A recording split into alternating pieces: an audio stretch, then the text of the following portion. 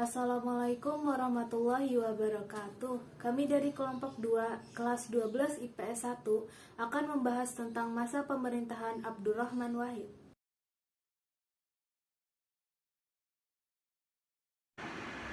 Masa pemerintahan Abdurrahman Wahid. Abdurrahman Wahid atau Gus Dur adalah Presiden RI keempat yang memerintah dari Oktober 1999 hingga Juli 2001. Meski jabatannya hanya berlangsung 18 bulan, perkembangan ekonomi dan politik pada masa pemerintahan Gus Dur cukup terlihat. Setelah menjabat, pemerintah Presiden Gus Dur mengeluarkan beberapa kebijakan politik. Beberapa di antaranya adalah 1. Departemen penerbangan dibubarkan, dianggap mengganggu kebebasan pers. 2.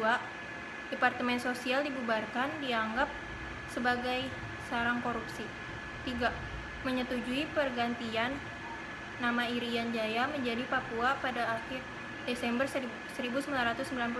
4. Masyarakat etnis Tionghoa diperbolehkan untuk beribadah dan merayakan Tahun Baru Imlek. 5. Diumumkannya nama-nama Kabinet Menteri Persatuan Nasional yang terlibat KKN.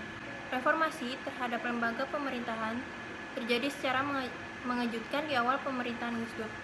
2 departemen yang kuat sejak bertahun-tahun dibubarkan oleh Gus Dur, yaitu Departemen Penerbangan atau Depen dan Departemen Sosial atau Depsos.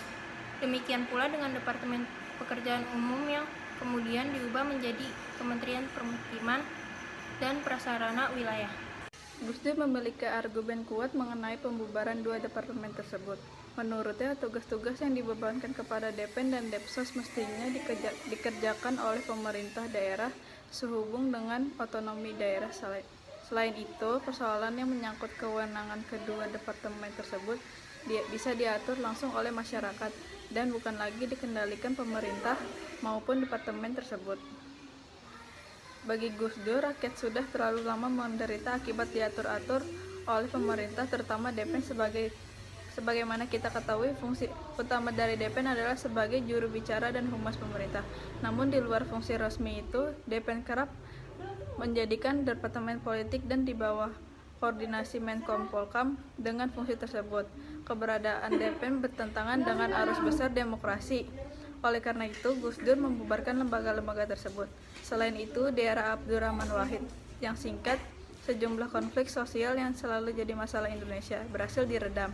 Di Aceh dan Papua misalnya, pendekatan Gus Dur berhasil menahan gelombang separatisme tanpa kekerasan militer. Gus Durlah presiden yang berperan membubarkan praktik dufungsi ABRI. Ia mengembalikan tentara ke barak. Ia juga yang memisahkan angkatan bersenjata dengan TNI dan Polri. Aspek sosial menjadi perhatian Kiai Nahdlatul Ulama. Berkat Gus Dur, Tahun Baru Imlek yang dilarang pada masa kolonial Belanda dan dipersulit di era Soeharto kembali menjadi hari libur nasional yang dirayakan.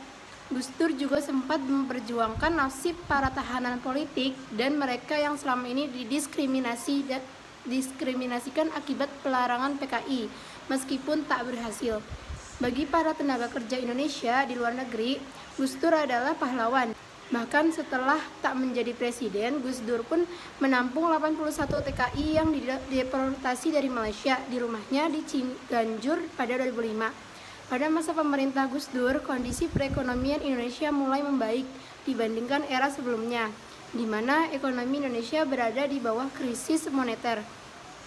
Dan dalam bidang ekonomi itu, berikut ini adalah beberapa kebijakan yang dibuat oleh Gus Dur. Pertama, melawan tekanan bantuan dana moneter internasional atau IMF. Kedua, upaya mengubah independensi Bank Indonesia lewat amandemen Undang-Undang Bank Indonesia. Bea masuk impor mobil mewah untuk KTT G15 yang jauh lebih rendah dari yang seharusnya, hanya 5%, sementara seharusnya 75%. Otonomi daerah yang membebaskan daerah untuk mengajukan pinjaman luar negeri tidak populer di masyarakat dan menuai protes. Perekonomian tumbuh positif untuk pertama kali sejak reformasi ketimpangan turun. Misalnya, laju pertumbuhan PDB, nilai pasar semua barang dan jasa yang diproduksi negara mulai positif, laju pertumbuhannya. Ekonomi yang hampir mencapai 5% membuat Indonesia menuju pemulihan perekonomiannya. Para peningkatan ekonomi di era Gus Dur juga sangat baik, tak cuma PNS yang merasakan kenaikan gaji hingga 3 kali lipat. Rakyat Indonesia juga merasakan pertumbuhan ekonomi yang baik di era Gus Dur. Pertumbuhan ekonomi yang berada di -3 saat ditinggal Habibie, tumbuh hingga ke 4,9% di tahun 2000. Yang lebih penting, pertumbuhan ekonomi ini dibagi merata. Sebelum krisis ekonomi 1997, indeks ketimpangan atau rasio Gini sangat tinggi. Gus Dur yang tak menginginkan kesenjangan jadi akar konflik sosial, berhasil menurunkan rasio Gini hingga 0,31 atau terendah dalam 50 tahun terakhir. Terdekat dengan pencapaian ini hanya era Soeharto pada 1993 dengan Gini ratio 0,32. Bedanya Soeharto perlu 25 tahun untuk menurunkan Gini ratio hingga ke angka 0,32. Sedangkan Gus Dur hanya perlu kurang dari 2 tahun untuk menurunkan koefisien Gini ratio dari 0,37 hingga ke 0,31. Namun karena banyak pihak yang tidak senang dengan beberapa kebijakan yang dikeluarkan oleh Gus Dur, banyak yang menganggap kebijakan Gus Dur terlalu sering menuai kontroversi hingga mengakibatkan kredibilitas Gus Dur perlahan-lahan menurun.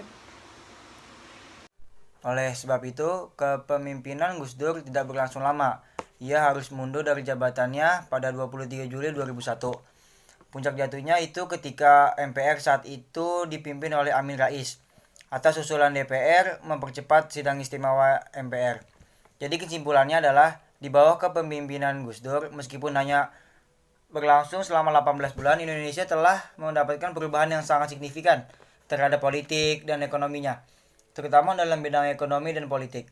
Dalam bidang ekonomi, yaitu pertumbuhan ekonomi yang sudah mulai merata dengan bimbingan beliau, mengingat tak lama sebelumnya keadaan ekonomi di Indonesia masih tidak terlalu baik karena krisis moneter tahun 1997 sampai 1998.